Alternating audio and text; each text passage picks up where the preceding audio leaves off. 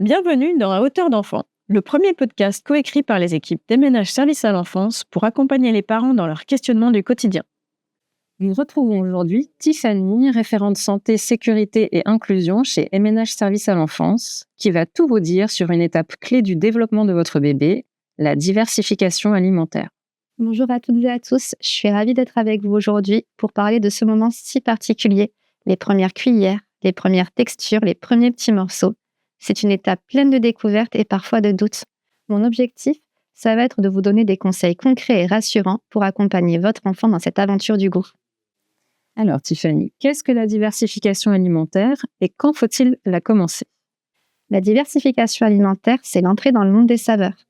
Après plusieurs mois de lait exclusif, on va ouvrir la porte à d'autres aliments, légumes, fruits, céréales, protéines. On recommande de commencer entre 4 et 6 mois, pas avant 4 mois, car l'organisme n'est pas prêt, et pas trop tard, car bébé a besoin de nouvelles sources de nutriments, notamment le fer. Et au-delà de l'âge, on observe surtout les signaux.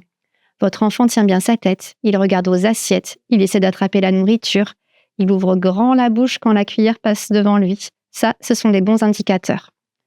Dans le carnet de santé de votre enfant, vous allez trouver un tableau de diversification. Ça, c'est une base très intéressante, mais il est important de le lire et de l'interpréter avec votre médecin lors des visites de suivi. On entend beaucoup de choses différentes autour de nous. Famille, amis, Internet, et ce n'est pas toujours facile de s'y retrouver.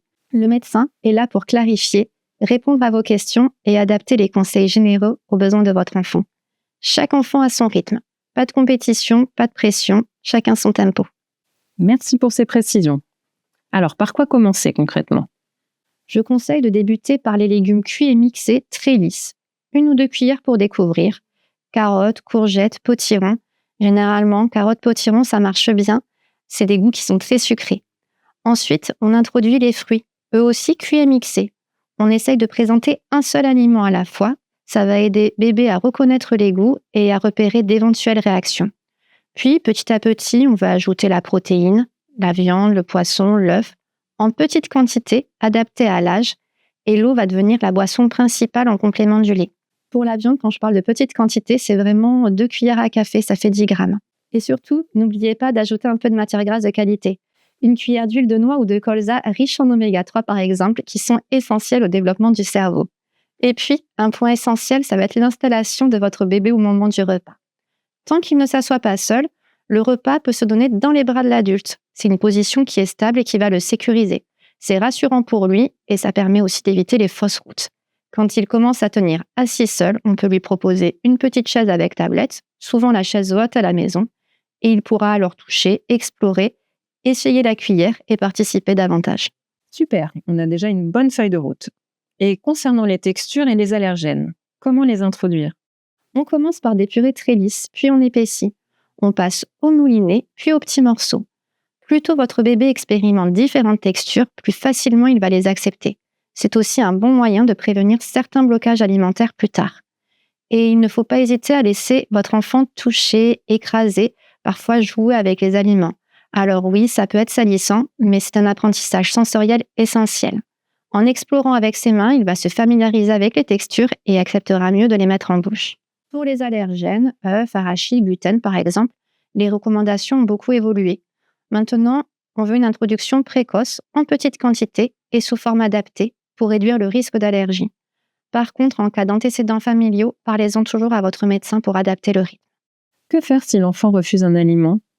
C'est très fréquent et c'est normal.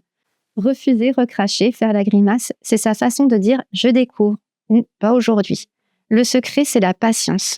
On repropose sans forcer. Parfois, dans un autre contexte, il faut parfois 7 à 10 essais avant qu'un aliment soit accepté. Manger doit vraiment rester un plaisir et pas une bataille. Cependant, si les refus sont très marqués et persistent, par exemple lorsque l'enfant rejette systématiquement les morceaux ou présente un réflexe nauséeux exagéré, ça peut être lié à des troubles de l'oralité alimentaire. Dans ces situations, il est important de ne pas rester seul. Les orthophonistes sont des professionnels formés pour accompagner les familles et aider l'enfant à progresser en douceur. Grâce à des jeux, des exercices adaptés ou des conseils pratiques, il va pouvoir aider votre enfant. Patience et persévérance, et s'il n'y a pas d'évolution, on en parle aux professionnels de santé. On retient. Et puis vers 2 ou 3 ans arrive parfois une période qu'on appelle la néophobie alimentaire. L'enfant va refuser certains aliments, surtout les légumes, même s'il les apprécie auparavant. Pas de panique, c'est normal. Ce qui aide beaucoup, ça va être de l'impliquer, l'amener choisir les fruits ou les légumes au marché, le laisser laver les légumes ou mélanger une préparation. Quand il participe, il est souvent plus curieux de goûter. Et quand on cuisine pour les enfants, on peut aussi remplacer le sucre par des alternatives naturelles. Par exemple, on peut utiliser de la compote de pommes, de la courgette ou même de la betterave dans un gâteau. Ça va apporter du moelleux, un petit goût différent, et ça sucre naturellement tout en éveillant la curiosité des petits. Y a-t-il des aliments interdits ou déconseillés avant 1 an? Alors oui, il y a quelques règles de sécurité importantes. Pas de miel avant 1 an, à cause du risque de botulisme. Pas de lait de vache en boisson principale, vraiment il faut prendre des laits infantiles. Pas de viande ou de poisson cru ou peu cuit, ni de charcuterie. Là, ça va être pour des risques sanitaires, donc avec la listériose, la salmonellose, qui peut être vraiment grave chez les tout-petits. Le soja est également déconseillé avant 3 ans car il contient des phytoœstrogènes qui ne sont pas du tout adaptés aux jeunes enfants. On évite aussi les morceaux durs et ronds, cacahuètes entières, noisettes, raisins, tomates cerises, à cause du risque d'étouffement. Donc ça, il faut vraiment adapter les textures et les couper.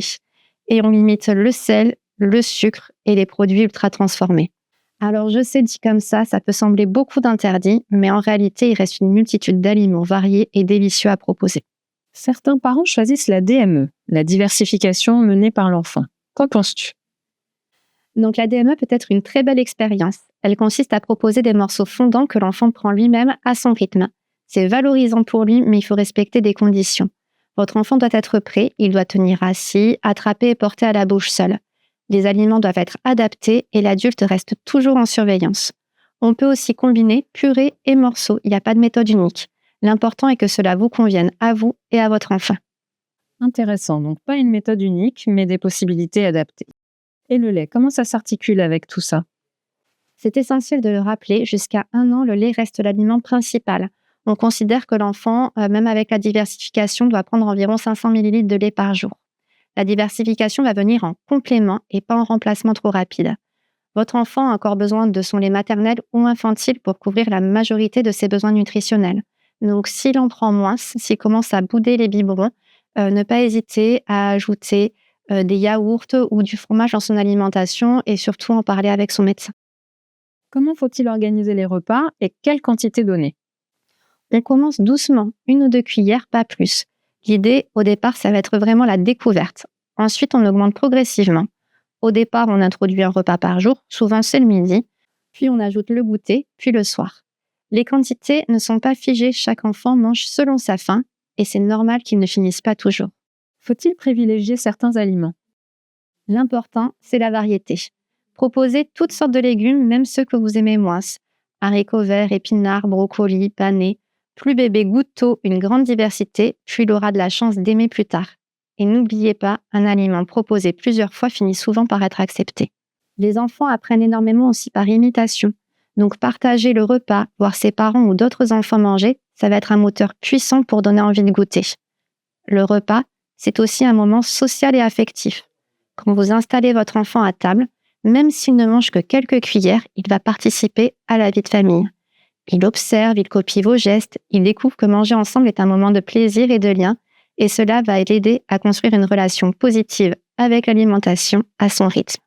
Et un mot important, les petits pots du commerce, ils sont sûrs, pratiques et répondent à des normes très strictes. On peut tout à fait alterner entre du fait maison et des petits pots selon le temps et votre énergie. L'essentiel n'est pas de faire tout maison, mais de proposer des repas variés et agréables. Donc vraiment, pas de culpabilité. L'important, c'est que votre enfant découvre avec plaisir. Pour les boissons, l'eau devient la boisson principale. Vous pouvez la servir dans un petit verre ou une gourde adaptée. On évite de donner des jus de fruits ou des boissons sucrées qui ne sont pas adaptées et favorisent le risque de caries et de mauvaises habitudes alimentaires. et en crèche, comment cela se passe-t-il? En crèche, les repas sont préparés en tenant compte de l'âge et des besoins de chaque enfant. Les équipes suivent les recommandations nutritionnelles et respectent le rythme de chacun. Surtout, elles vont échanger avec vous pour assurer la continuité maison-crèche. Et c'est cette cohérence qui va rassurer votre enfant. Lorsqu'un enfant présente une allergie alimentaire ou une pathologie particulière, on va pouvoir faire un PAI, un projet d'accueil individualisé. Il va être mis en place entre le médecin, la famille et l'équipe de la crèche. Ça va permettre d'adapter les repas, de préciser les conduites à tenir en cas de réaction et d'assurer la sécurité de l'enfant au quotidien. On comprend mieux comment maison et crèche avancent main dans la main. La diversification est une étape passionnante et parfois déstabilisante, et ces explications vont aider beaucoup de familles. Un petit mot pour la fin ? Oui, chaque enfant est unique. La diversification doit rester un moment de plaisir, de découverte et de partage. Faites confiance à votre bébé, faites-vous confiance aussi et sollicitez l'équipe de crèche ou votre médecin en cas de doute. Merci d'avoir écouté cet épisode d'À hauteur d'enfant. La diversification est un grand changement.